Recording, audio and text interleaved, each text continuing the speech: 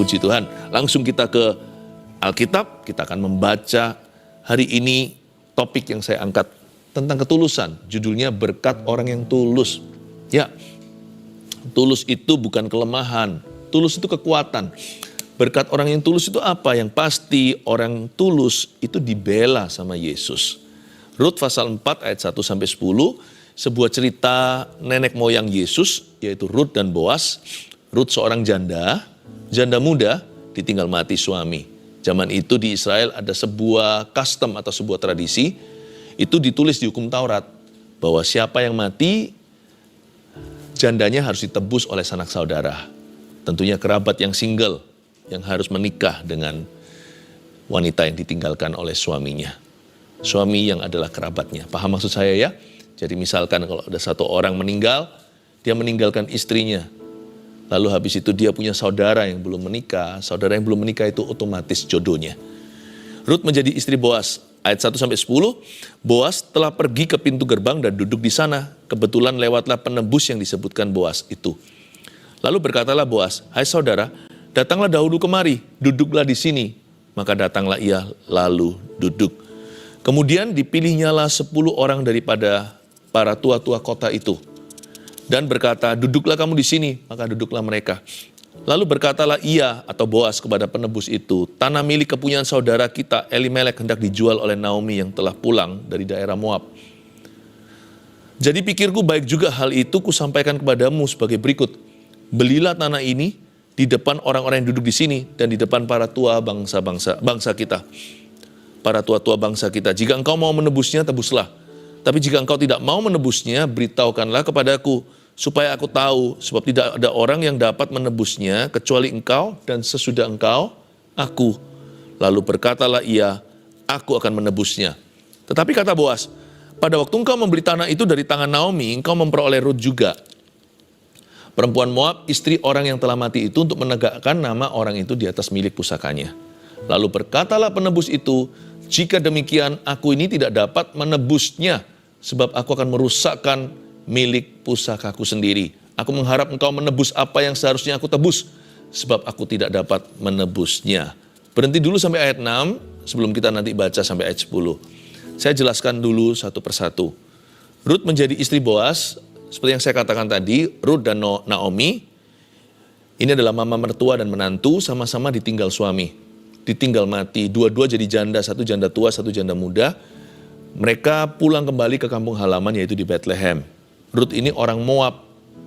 Rut ini bukan bangsa Israel, tapi di pasal-pasal awal, di pasal ke-1 tepatnya, Rut berkata sama Naomi, "Aku tidak mau meninggalkanmu, mama. Allahmu adalah Allahku, umatmu adalah umatku." Di situ Rut membuat sebuah komitmen kepada Tuhan Allah Israel. Pulanglah mereka, lalu singkat cerita mereka ketemu sama Boas. Rut waktu memungut bulir-bulir jelai, minta kemurahan dari ladang orang, dapat lowongan pekerjaan dengan bayaran pas-pasan. Rut membawa pulang jelai itu sebagai rantangan untuk mama mertuanya makan. Tapi ternyata ladang itu milik Boas. Boas itu sang penebus, seperti saya katakan tadi. Karena Rut itu dulu suaminya namanya Mahlon. Mahlon dan Kilion itu kedua anak Naomi. Dua-dua mati. Tapi Rut akhirnya ikut. Dan Rut ini meninggal dunia, maka kerabat Mahlon harus menebus dia. Di sini ada satu bujangan namanya Boas. Jauh lebih tua, orang kaya. Orang kaya di Bethlehem. Dan Boas ini berniat hati untuk menebus Rut. Boas jatuh cinta sama Rut. Bukan karena parasnya, elok rupanya. Rut itu menurut saya nggak terlalu cantik gimana. Karena Alkitab tidak pernah menyebut tampangnya. Alkitab menyebut dengan jujur kalau orang itu mukanya, jikalau orang itu cantik. Alkitab juga menyebutnya jikalau orang itu tampan. Alkitab ini sangat jujur. Tapi Rut tidak pernah disinggung tentang penampilan. Boas tertarik sama Rut karena karakternya. She was a noble woman. Dia seorang wanita yang berhati mulia dan bijaksana. Singkat cerita, mereka jatuh cinta. Tapi Boas tidak bisa semerta-merta langsung meminang dia karena Boas bukanlah antrian nomor 1. masih ada yang lebih berhak menebus Rut. Tapi orang ini tidak disebut namanya di pasal 4. Di seluruh kitab Rut juga anonimus, tidak tertulis. Orang ini siapa, namanya siapa, marganya. Karena orang ini tidak mau menebus Rut, dia tidak diberikan sebuah kemuliaan, namanya tidak diingat di Israel. Orang ini mau cuci tangan lah, lepas tanggung jawab.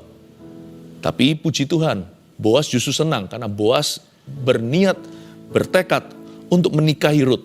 Karena Boas sangat mengaguminya. Sekarang kita lihat approach atau pendekatan Boas. Dari sini kita belajar bagaimana jadi orang yang tulus di hadapan Allah. Boas telah pergi ke pintu gerbang dan duduk di sana. Lihat itu ya. Kalau mau masuk itu dari pintu depan. Jangan lompat dari jendela. Karena yang lompat lewat jendela itu pencuri, itu perampok.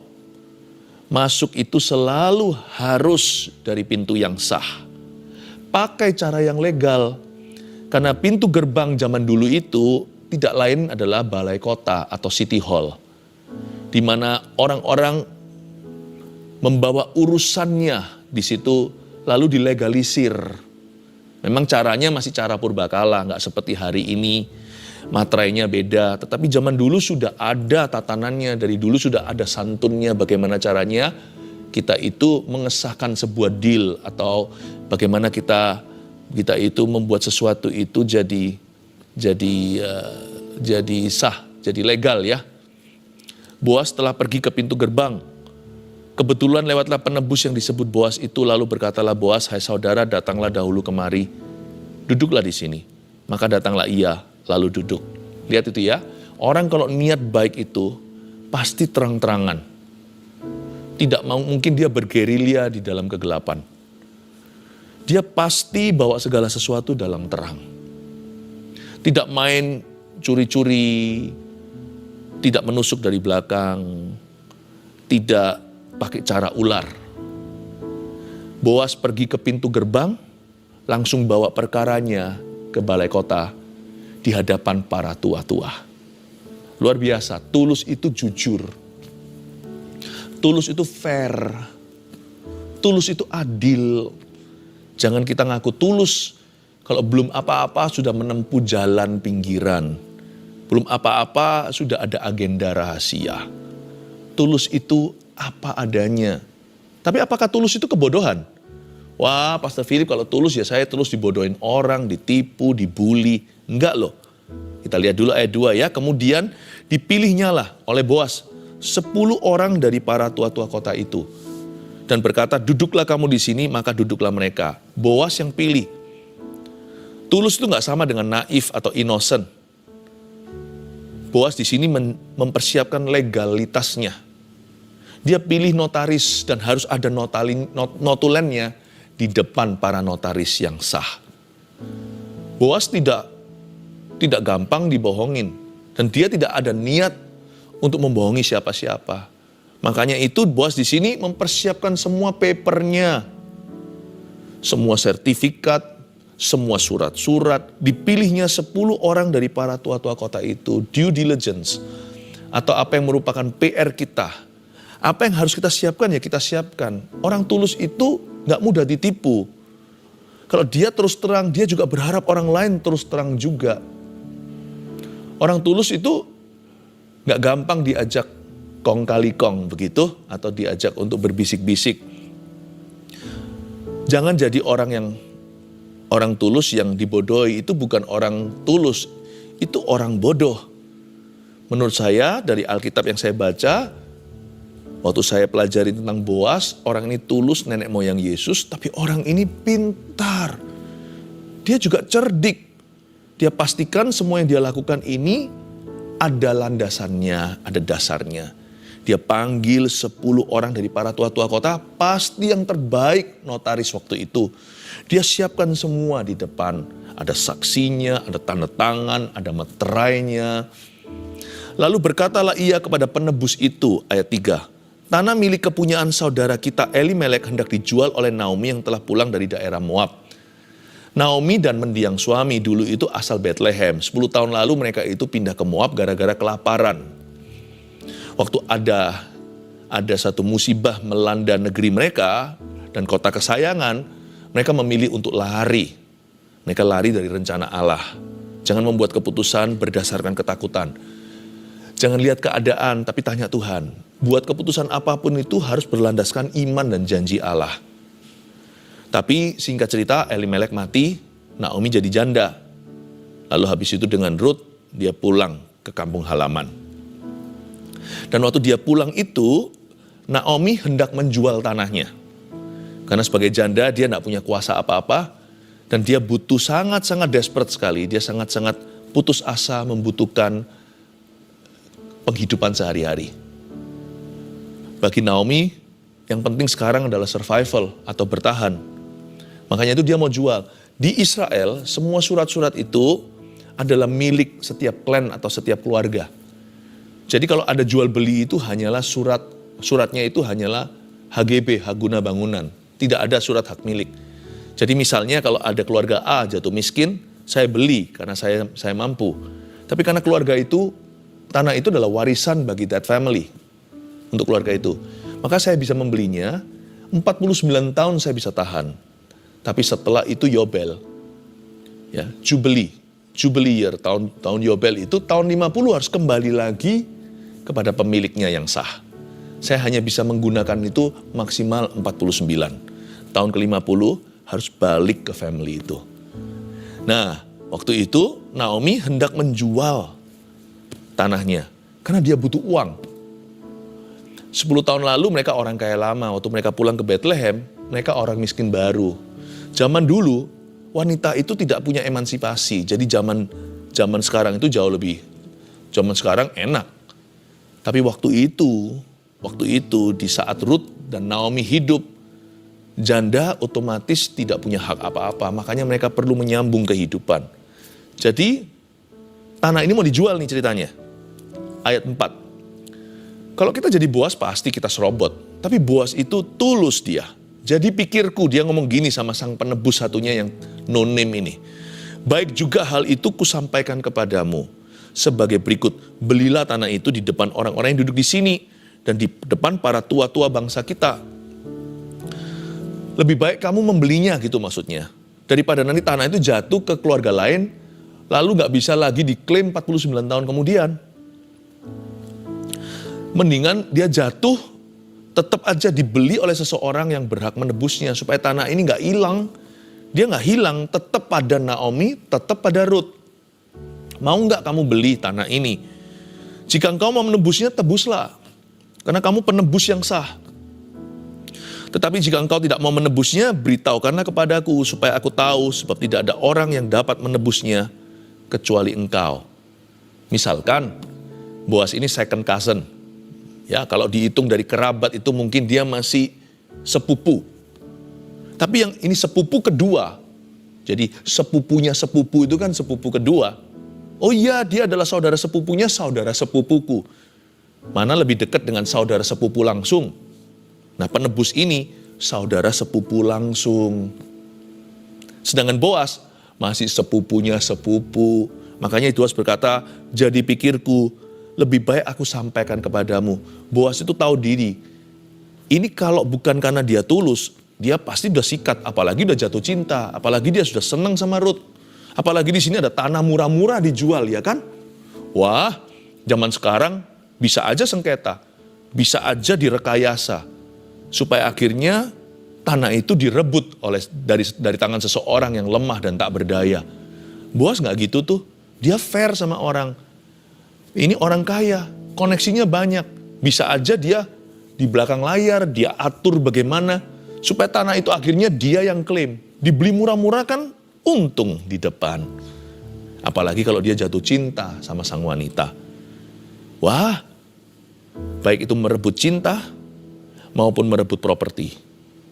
Boas tidak semena-mena. Dia tahu diri karena dia orang yang takut akan Allah. Dia gak serobot. Dia hargai hak orang lain. Dia antri. Apapun resikonya, dia pokoknya antri. Dia tahu dalam inden-indenan ini, ya, dia bukanlah antrian nomor 1 atau yang pertama. Masih ada satu orang di depannya. Jadi, saya percaya dia dilema malam itu. Pasti setan menggoda. Udahlah, orang itu toh gak tahu. Ambil aja, sikat. Tapi Boas berkata gini, aku bisa cerdik seperti ular sekarang.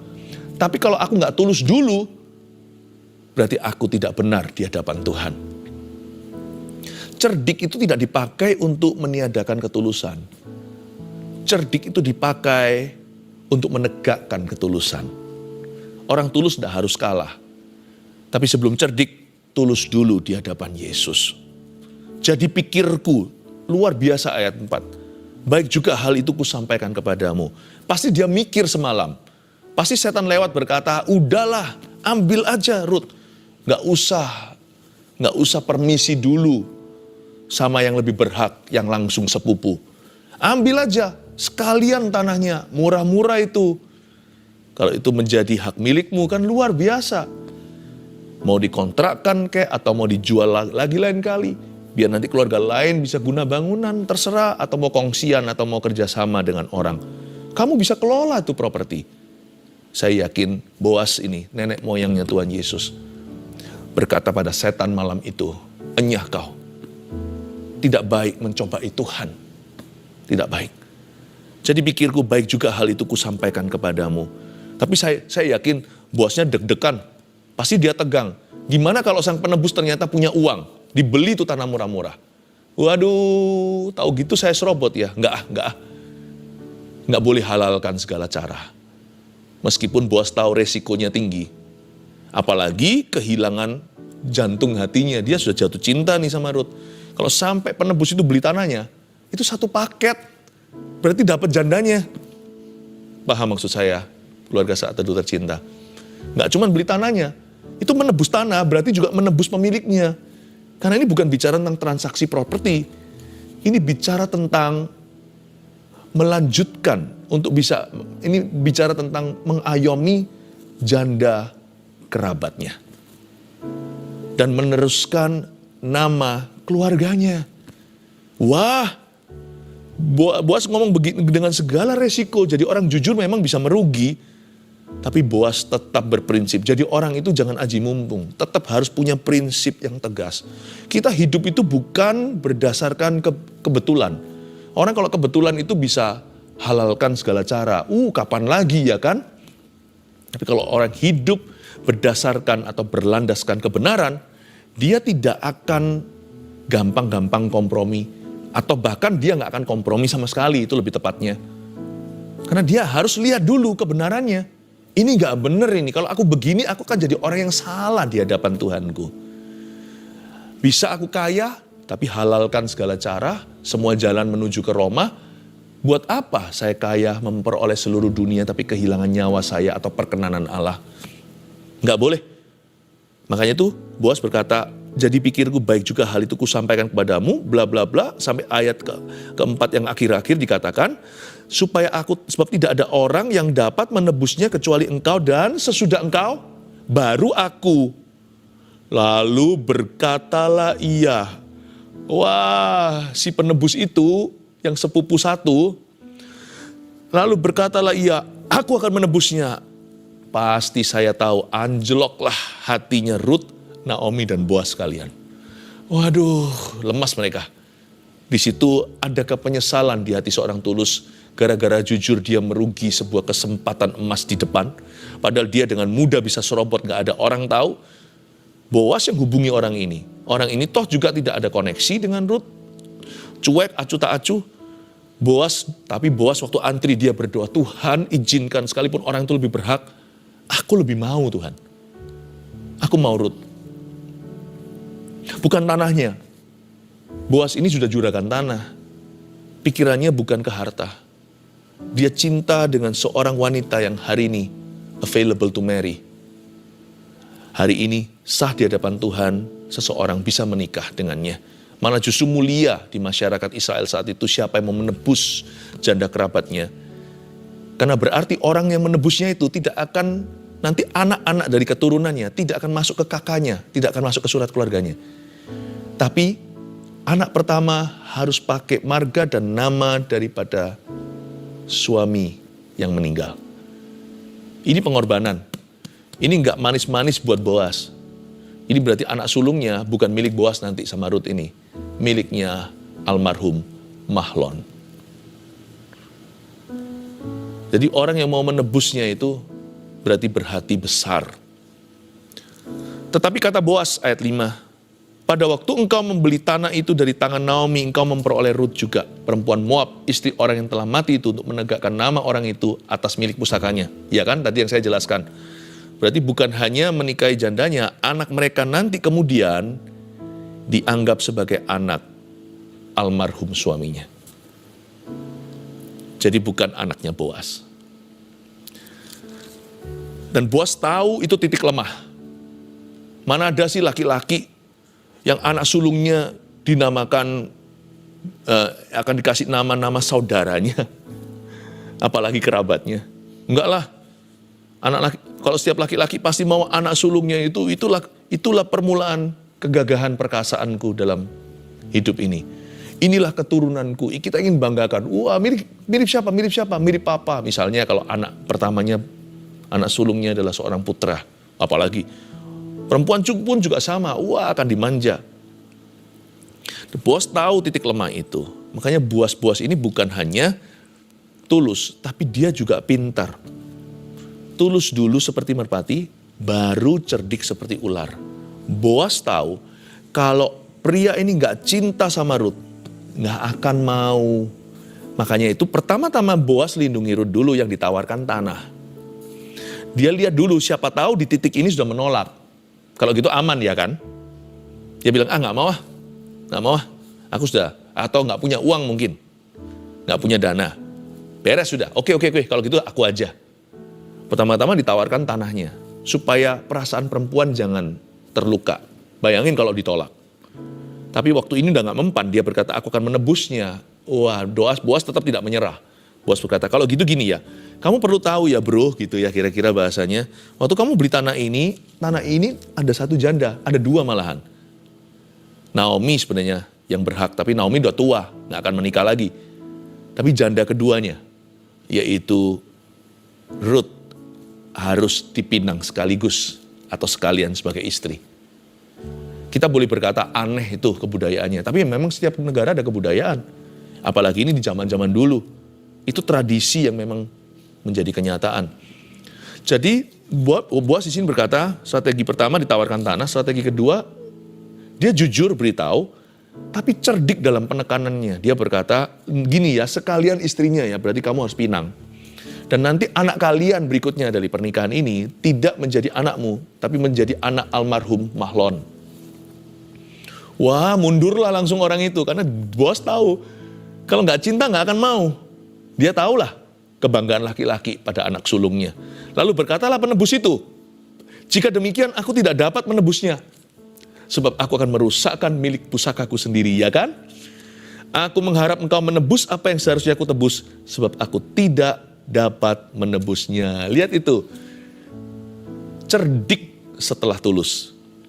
Tapi tetap Boas jujur, dia tidak memanipulasi, dia tidak mempermainkan orang. Boas ngomong apa adanya, dia jujur, tapi lihat smart penekanannya. Dan Boas tahu titik-titik di mana itu merupakan celah di hati orang yang gak cinta. Dia tekan tombol-tombol itu membuat orang itu berpikir, aku gak mau. Boas tidak manipulate people. Tidak memanipulasi, tapi Boas itu mengerti apa yang di hati laki-laki. Luar biasa loh. Menurut saya Boas ini seorang negosiator yang begini. Dia itu mengerti bagaimana lika-liku, kisi-kisi dalam sebuah negosiasi. Dari sini saya mendapatkan sebuah penghiburan. Dahulu kala, saya hampir percaya ketika semua orang berkata, kamu jangan terlalu tulus, jangan terlalu jujur. Nanti kamu akan selalu dikalahkan. Ternyata enggak. Tulus itu pintar. Ya. Tapi hati-hati, tidak semua cerdik itu tulus. Malahan kebanyakan cerdik itu hanya ular. Nah itu jangan. Karena kita adalah keturunan Tuhan, bukan keturunan ular beludak. Dan juga selain itu di ayat 6 tadi kan akhirnya nggak mau kan. Berhasil tuh. Berhasil strateginya Boas. Dari sini kita pelajari sesuatu, kalau berkat itu nggak akan lari. Kalau itu memang berkat kita nggak usah serobot. Apalagi serobot hak orang. Berkat itu nggak akan lari. Sebab hak kita dan upah kita terjamin pada Tuhan. Ayat 7. Beginilah kebiasaan dahulu di Israel dalam hal menebus dan menukar. Setiap kali orang hendak menguatkan sesuatu perkara, maka yang seorang menanggalkan kasutnya sebelah dan memberikannya kepada yang lain. Demikianlah caranya orang mensahkan perkara di Israel. Lucu ya, kalau sekarang kan pakai materai, di depan notaris, tanda tangan lah. Lalu nanti difoto, oke ini pada hari apa tanggalnya dicatat, dinotulenkan. Tapi zaman dulu enggak. Kebiasaan dahulu itu adalah mereka ambil salah satu sepatu. Jadi sepatu orang itu dulu bukan seperti sekarang ini, buatannya massal atau pabrik. Sepatu dulu itu dijahit. Size-nya, jahitannya, jadi kelihatan. Seperti kalung yang dipecah jadi dua, satu dipegangkan seseorang, nanti kalau ketemu retakannya bisa klop. Sepatu juga sama, sepatu dikasih, jadi itu disimpan, suatu hari tidak ada gugatan. Apa-apa, ini loh sepatunya orang ini. Sepatunya orang ini, berarti orang ini sudah menyerahkannya, bahwa orang ini sudah menyetujui. Memang lucu, tapi itulah kenyataannya dahulu. Begini kebiasaan dahulu di Israel. Tapi ada sesuatu yang tidak ditulis di ayat 7. Kalau kita baca di hukum Taurat, bukan hanya itu. Kalau yang menebus nggak mau, ini bukan hanya notarisan. Kalau yang menebus tidak mau, padahal itu tanggung jawabnya dia. Supaya apa? Supaya yang mati itu kerabatnya tidak akan sampai tidak punya keturunan. Supaya namanya itu dipelihara. Supaya sampai seterusnya masih ada marganya. Tapi orang yang menolak biasanya dihina. Gak hanya sepatunya diambil, tapi orang itu juga harus diludahi oleh perempuan. Perempuan yang dia tolak untuk menebusnya. Harus begitu. Tetapi ini gak terjadi di kasus Boas. Ayat 8, lalu penebus itu berkata kepada Boas, engkau saja yang membelinya dan ditanggalkannya lah kasutnya. Kalau hukum Taurat, orang itu harus diludahi juga. Ya, ini adalah customnya Timur Tengah. Tapi ini gak terjadi, kenapa? Karena Boas itu gak gitu. Orang tulus itu baik hati, catat ini. Orang tulus itu minimalis kalau soal menuntut dan membalas. Pintarnya bukan dipakai untuk menjatuhkan, pandainya dipakai untuk memelihara. Kalau bicara soal apa yang fair untuk dirinya, ya sudahlah, asal Tuhan sudah beserta sama dia, itu dia gak akan menuntut apa-apa. Tanpa harus meludahi dalam kasus Boas. Kemudian berkatalah Boas kepada para tua-tua dan kepada semua orang di situ, ayat 9, kamulah pada hari ini menjadi saksi bahwa segala milik Elimelek dan segala milik Kilion dan Mahlon aku beli dari tangan Naomi. Juga Rut, perempuan Moab itu, istri Mahlon, aku peroleh menjadi istriku. Wow, haleluya. Untuk menegakkan nama orang yang telah mati itu di atas milik pusakanya. Supaya Mahlon tetap punya, namanya itu masih ada di dunia. Demikianlah nama orang itu tidak akan lenyap dari antara saudara-saudaranya dan dari antara warga kota. Kamulah pada hari ini menjadi saksi. Tapi disinilah plot twistnya. Kalau kita lihat sinetron itu, kalau sutradaranya pintar ya, bisa saja endingnya nggak terduga loh. Kita nggak prediksi bakalan begitu. Yang kita kira orang baik ternyata itu adalah musuh. Ternyata yang kita orang jahat ternyata dia berubah. Plot twist ya. Plot twistnya di sini. Rut mungkin bukanlah menantu tua, menantu pertama.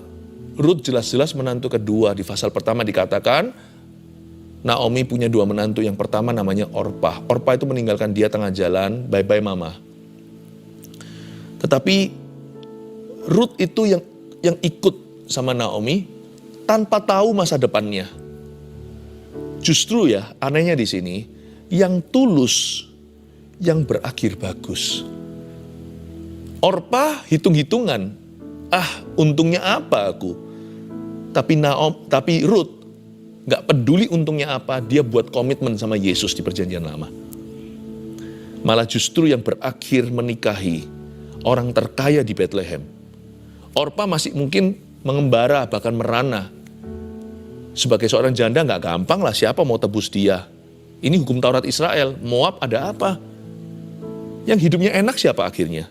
Ini yang gak mikirkan keuntungan. Gak bisa ketulusan itu. Ketulusan itu gak bisa berfungsi di hati yang mikirkan keuntungan. Atau hati yang perhitungan, gak bisa. Ketulusan itu di hati orang yang ikhlas. Dan waktu Rut tulus, dia justru yang berakhir lebih bagus.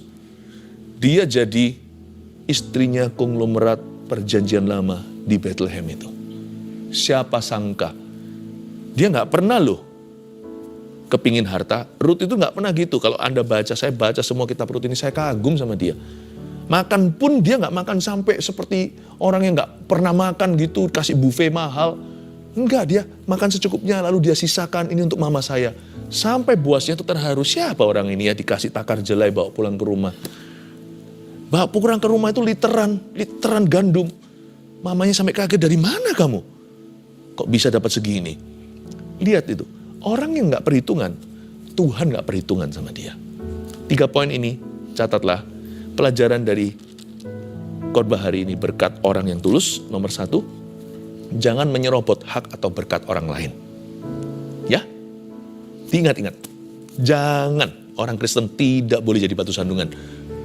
Orang Kristen harus jujur. 2, jadilah orang yang tulus, namun punya strategi yang bagus. Punya strategi bagus. Siapa bilang tulus itu bodoh? Tulus itu lugu. Tulus bukan lugu. Ini orang pinter sekali. Tapi berpendirian dan berprinsip kebenaran. Wow, saya berdoa semua keluarga saat itu tulus seperti merpati, lalu cerdik seperti ular juga. 3, orang yang tulus kepada Tuhan tidak akan dirugikan. Katakan amin. Puji Tuhan. Mari kita menghampiri tahta Tuhan sekali lagi. Dengan tulus hati kita minta Tuhan Yesus untuk memimpin hidup kita dan beri kita kejujuran. Terima kasih Tuhan. Haleluya.